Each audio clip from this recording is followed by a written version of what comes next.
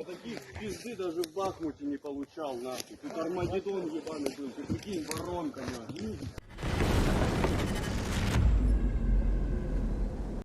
Я таких пизды даже... On the Kursk-Sumy direction, the Russians got hit hard.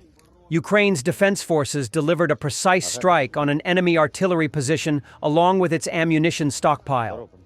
As a result, the ammo was destroyed. 3 occupiers were wounded, and Russian D-20 howitzer also left the chat for a while.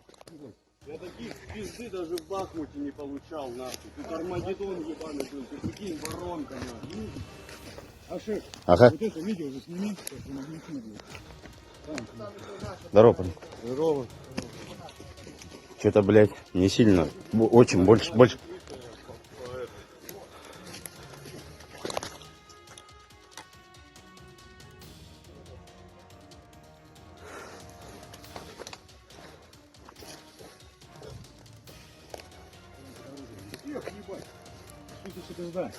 Это лафета, блядь.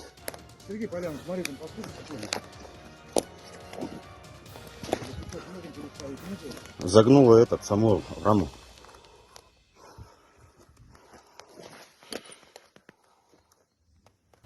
Домкрат приехал, да? Вот вперед он положил. Сейчас. Вот он положил. Так, сейчас орудие быстренько сниму. Вот 3 штуки. Вот, ну это даже там. Вот. Вот это я не пушил под пушку. Орудие снимай. Сейчас. И вот он, 3 снаряда было. Один сюда, один сюда, один сюда. Сюда. Походу он первый въехал, сюда второй.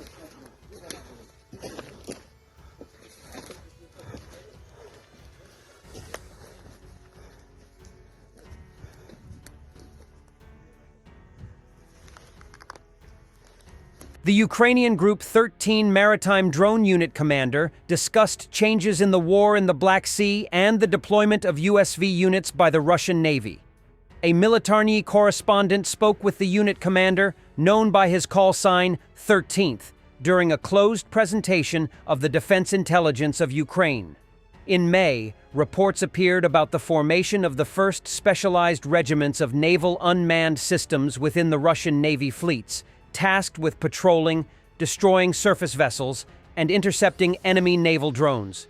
In particular, to intercept Ukrainian maritime drones, the Black Sea Fleet Command initiated the development of a drone carrier for FPV drones to search for and destroy surface targets. I know that the Russians are working on using drones to counter other drones, to use the same FPV drones. We need to look at our enemy objectively. This is a strong adversary.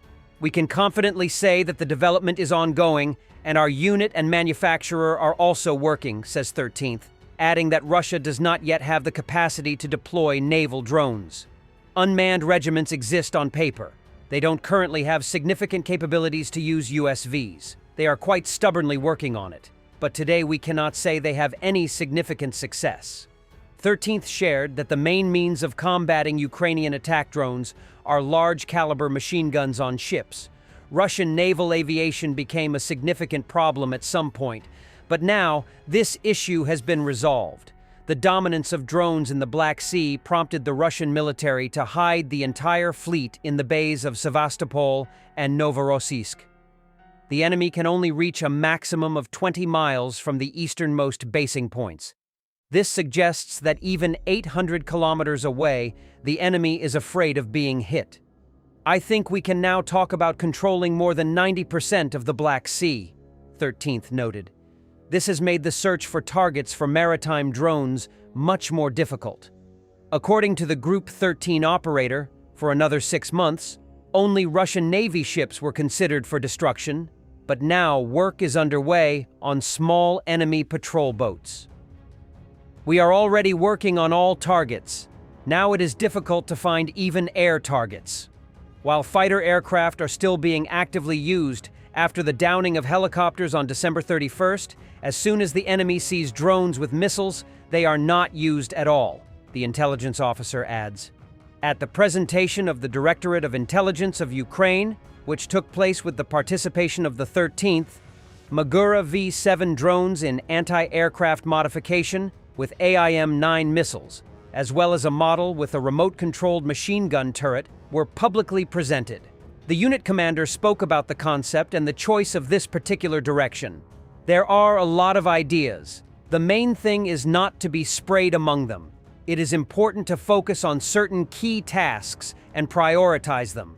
For example, at one time, there was an idea to create minesweepers, but the SSU had already been successful in this area. Then I said, let's focus on missiles. We left the project, which was already effective in another unit, and began to put all our efforts into it, the Group 13 commander pointed out. The United Kingdom is providing Ukraine with flat-packed decoys of military equipment to help mislead Russian forces about the true scale and nature of weapons deliveries. According to the Times, these decoys are also designed to prompt Russian troops to waste valuable ammunition and drones on fake targets, thereby preserving real military assets on the battlefield. The Mockups replicate, in particular, the Challenger 2 main battle tanks and AS-90 self-propelled artillery systems that the UK has supplied to Ukraine as part of its military assistance.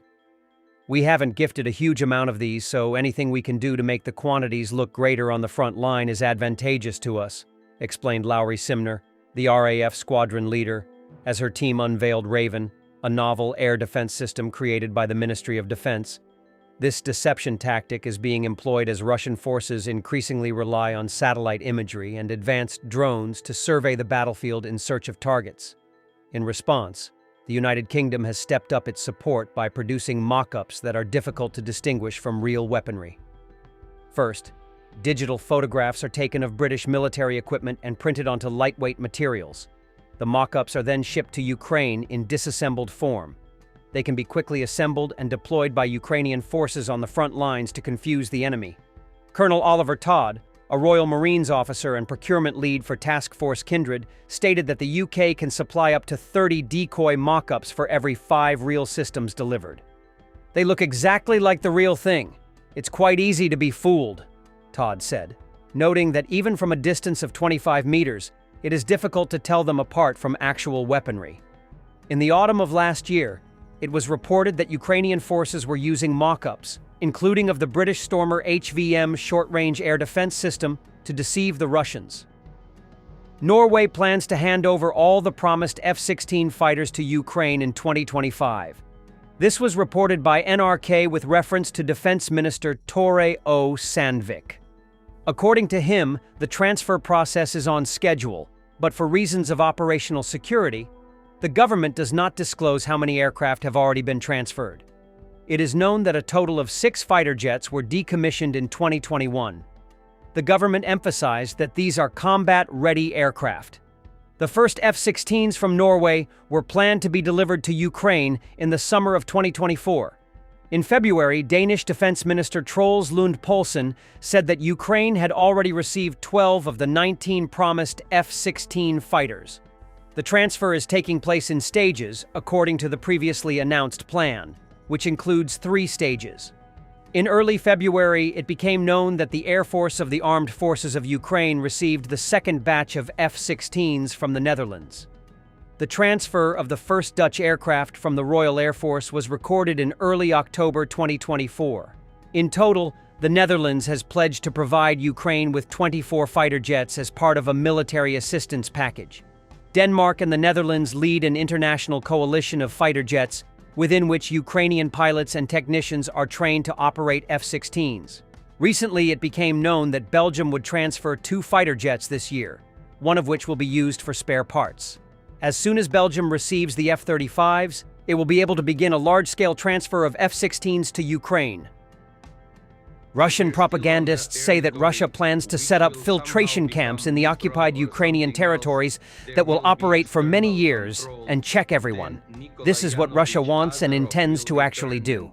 We're still on that territory, which will somehow become neutral or something else. There will be external control. Then Nikolai Yanovich Azarov will return and lead. There will definitely be some filtration camps where people they will x-ray thoroughly, and security officers will work on the liberated territories for years, even if these are semi-gray territories. Thanks for watching, and don't forget to subscribe. Also, if you want to support Warthog Defense, please become our member and get early access to new videos, exclusive members-only videos, and become administrator in comment section. The membership link is in the description. Rescues every day. We had a guy last week at 6 rescues in 6 days. You know, he's doing the job every day.